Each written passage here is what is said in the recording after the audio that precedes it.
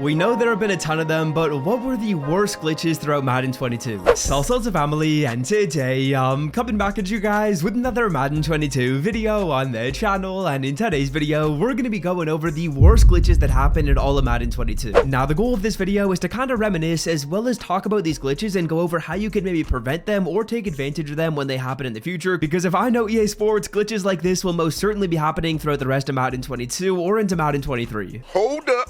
Wait a minute. Something ain't right. Now, glitch number one that I want to showcase has everything to do with this 81 overall Roddy White power-up item. And essentially what happened when this 93 overall Team of the Week card came in the game is Roddy White, of course, got a power-up associated with the player. Whenever a new card gets an item in the Team of the Week promo, they also get a power-up. But with this Roddy White card, instead of the power-up being an 81 overall player, the power-up was a 93 overall card that had the same stats as this 93 overall Roddy White. Now, of course, back in the day when this card came into the game, 93 overall players were selling for a price of around 300k. And what I did, I vividly remember, is I scooped up a ton of the power-up versions of Roddy Whites. People were selling the card like they were an 81 overall player, but in reality, the card was at 93, and it had the same stats as this Roddy White. Now, of course, EA Sports ended up fixing this, and I want to say everyone that ended up buying a Roddy White power-up ended up getting a 93 overall player for free, so I was able to, like, recoup my coins by getting an auctionable 93 for every single power-up that I got, which was sick to see. It was a pretty crazy coin-making method at the time, and I guess my tip to you guys here to potentially take advantage of something like this in the future is whenever a new card comes into the game, maybe just take a look at their power-up and see if the power-up is the same overall as the card. I would not be surprised if EA Sports makes this mistake again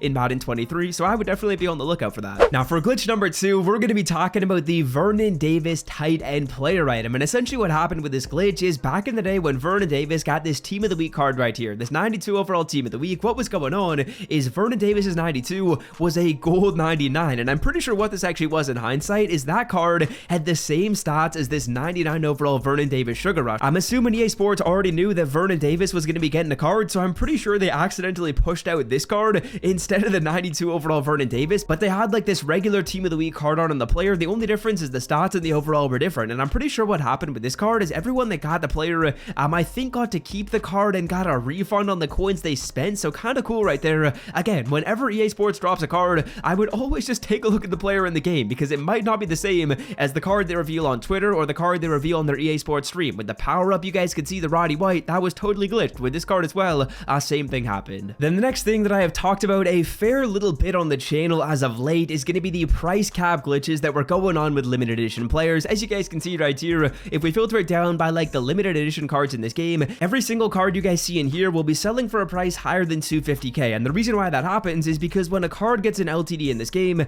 they also get a quick sell value associated with the player, and that quick sell value is 250k coins, 250,000 to be exact. Now, what was happening with this price cap is cards like DeMarcus Lawrence, cards like Vita Vea, what people were doing is they were taking advantage of the price range system in this game and then trading cards back and forth between people's accounts by simply selling these cards off for 150 coins, buying it on a friend's account, going back and forth. And what that did is it actually created a price maximum, so the maximum you could sell a player for, and that was 500 coins on LTDs, which was crazy. So definitely a bad glitch right there. Not really anything you guys could do to fix it, but that was just a silly one. I think EA Sports should really take out price ranges. It hasn't brought anything good to the game. It only brings bad. I don't know why they have though. Then another glitch that I could definitely see happening in Madden 23 or even in Madden 22 again is going to have to do with the level up system. And essentially, if you guys didn't know, EA Sports kind of has different criteria to get levels. So if you play a solo on 5-star difficulty, you're going to be getting 1000 XP. If you guys play a full solo challenge, so a full game from the first quarter to the end of the fourth quarter, you're going to be getting more XP than if you played like a single drive solo. But what some people discovered, as well as something that I feel like I was thinking would potentially work all year, is you were actually able to kind of glitch out that system for a little bit of time. And essentially what you could do is you could find a solo in this game that started you off in overtime. Then basically what you would do is if it was like a score a touchdown on this drive challenge, what you would do is you would score a touchdown and the game would think that you played a full game, because as you guys know, if you win a game in overtime, it basically counts as like winning an entire game. So what people were doing is they were finding solo challenges where you could go in, like throw a passing touchdown, get like 2000 XP in a matter of seconds, and then refresh it over and over. I would definitely say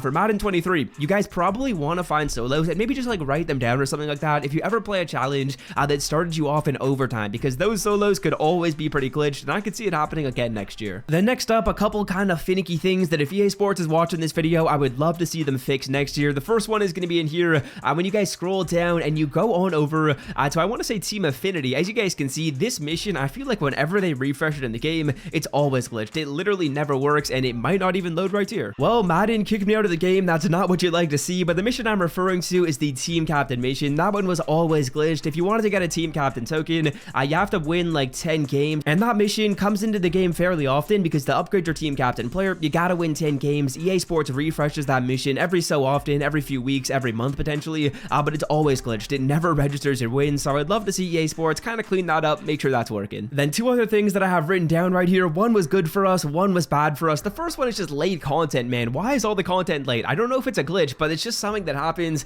way too often in this game. Content is always late. It never arrives on time. I would say the worst one is Team of the Week, because Team of the Week is one that they have like less time to prepare for, but it's always late, man. It's really annoying when they say something's going to happen at a specific time and then it doesn't happen. Weekending rewards are the same. I would love to see them kind of clean that up next year. And then finally, we have one of the better glitches in this game, and something that I feel like EA Sports maybe does on purpose, and that is when rerolls are profitable. Most notably is going to be when that Zero Chill reroll was profit. When that Zero Chill reroll was profit, and you could pull the Derrick Henry, you could pull the Isaiah Simmons. That was such a fun time in this game. Rerolls are one of the most fun parts of Madden Ultimate Team, and they're something that I feel like has really grown in popularity in maybe the last 2 years. When I used to play Madden Ultimate Team, rerolls weren't really a big thing, but the way EA does them is probably good, all things considered. You can't have like every single reroll be that amazing, but when we had the Derrick Henry reroll, when we had the Isaiah Simmons one, that was a fire time in Madden. I would love to see them kind of continue with that. I don't know if EA like plans that and they know that how the training market's going to be and how the odds are that the reroll will be profit, but it's definitely good that they have like a few rerolls throughout the game that are profitable. So I don't know if it's a glitch. I'm adding it into this video,